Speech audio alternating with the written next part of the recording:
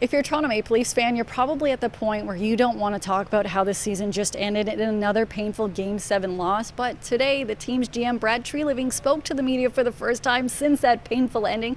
He opened up by talking for about 15 minutes straight, talking about anything from injury to how he felt the pain of that game as well. But when it comes to going into next season and the future of the team, there's one thing for sure they need to change.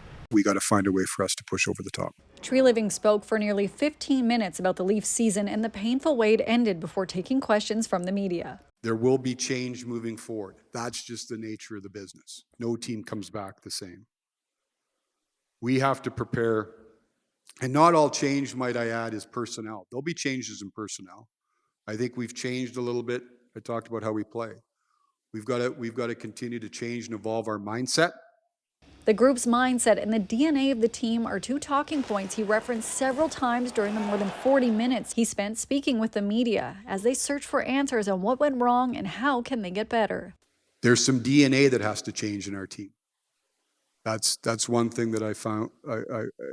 If you keep getting to the same result, and that's not to dismiss a lot of the good that happened up into it, when you keep getting the same result, there's some DNA that needs to change. Saying they need to change their DNA is one thing, but how do they actually implement that change? I don't have the answers today, and it's not for me to be cute with you guys or deflect.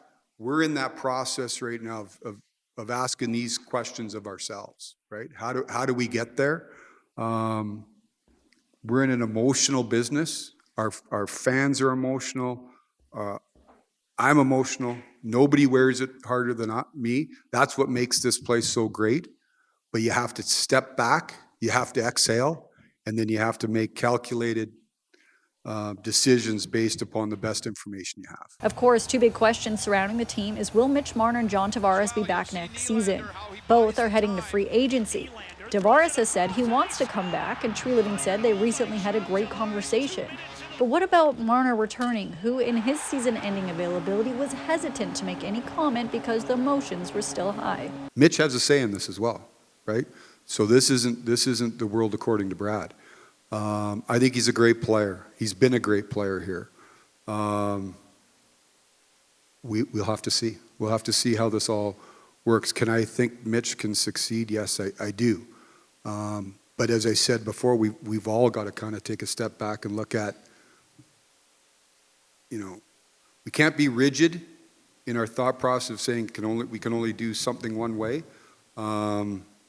And like I said, he's got a say in the process. The organization recently announced that they relieved Brendan Shanahan of his duties as president, and they would not be replacing him. Instead, they'd be expanding Brad Treliving as well as head coach Craig Berube's role and involving MLSE CEO Keith Pelly-Moore.